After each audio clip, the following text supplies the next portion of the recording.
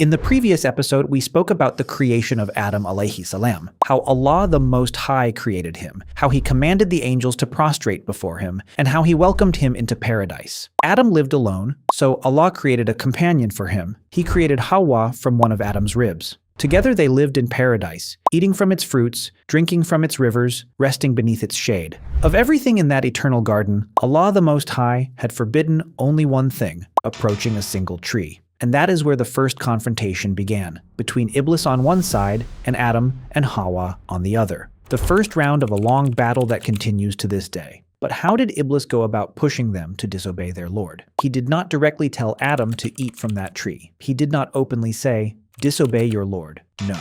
Iblis is far more subtle than that. He chose a different approach, more insidious, more dangerous. He whispered to them, "If you eat from this tree, you will become angels who worship Allah. You will be among those brought closest to him." Then another time, "Don't you want to become immortal? To live eternally in this paradise? All you need to do is eat from this tree." He kept coming back, again and again, disguising himself in different forms. But Adam and Hawwa did not listen. They worshipped their Lord. They obeyed him. Days passed, years passed, and they did not go near that tree. So Iblis changed his strategy. He decided to use the most beautiful thing about them against them, their very faith. He began to swear by Allah the Most High. He said, "I swear to you by the one Allah that I am sincere. If you eat from this tree, you will become immortal." And it was at that moment that Adam gave in. He believed what Iblis was saying. He forgot the covenant he had made with his Lord. Hawwa could not imagine that any creature would swear by Allah while lying. So she believed him, and Iblis kept pushing them, kept encouraging them forward.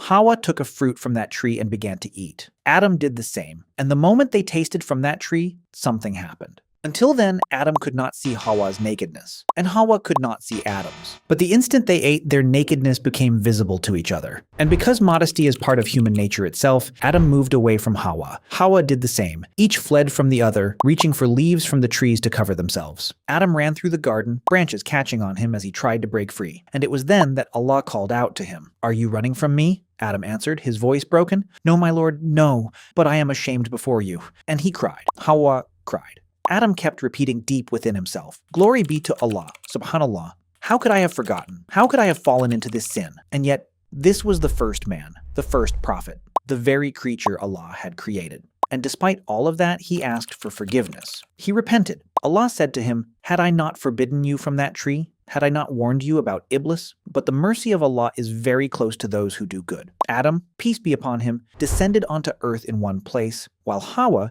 descended in a different place. And they eventually found each other at Arafat, a place not far from Mecca. And together they gave birth to humanity. At that time, every birth brought a boy and a girl, twins. And among the laws revealed to the prophet Adam, it was permitted for a man to marry a woman who was not his twin sister. Allah creates all things with wisdom. Hawwa gave birth to Cain and his twin sister, then to Abel and his twin sister. Cain was the eldest. Cain's twin sister was more beautiful than Abel's twin sister, and Cain wanted to keep her for himself, even though he had no right to do so. For the law forbade a man from marrying his own twin sister.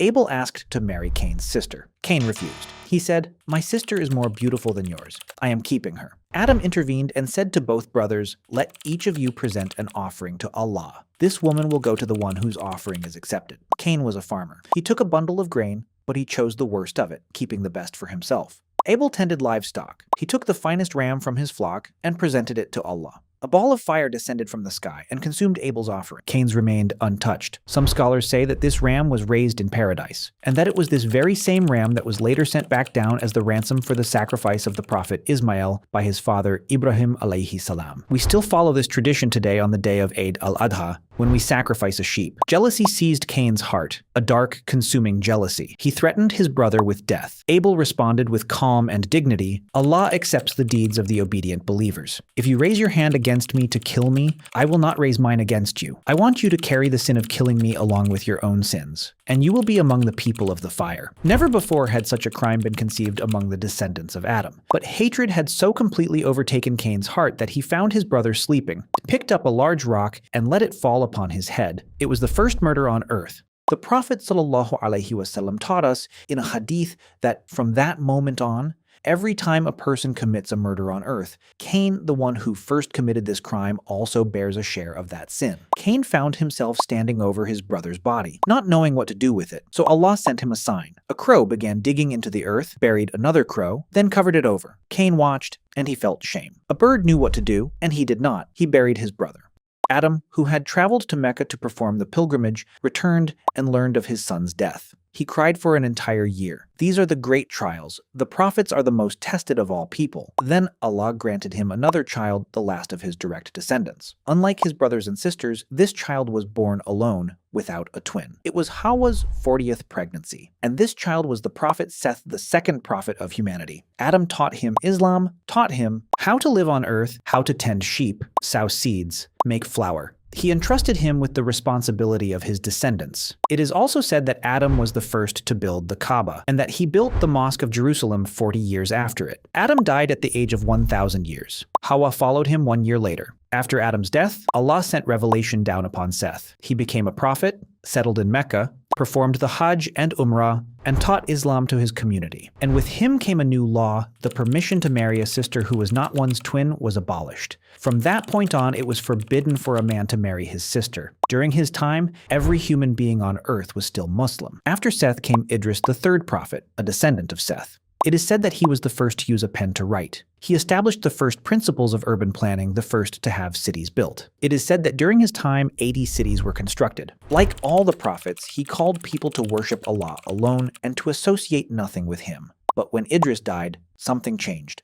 It was then that disbelief began to spread across the earth for the very first time. How did this happen? By what path did people begin to drift away from Allah? That is what we will discover in the next episode, inshallah. I leave you in peace. Wa alaikum salam wa rahmatullah wa barakatuh.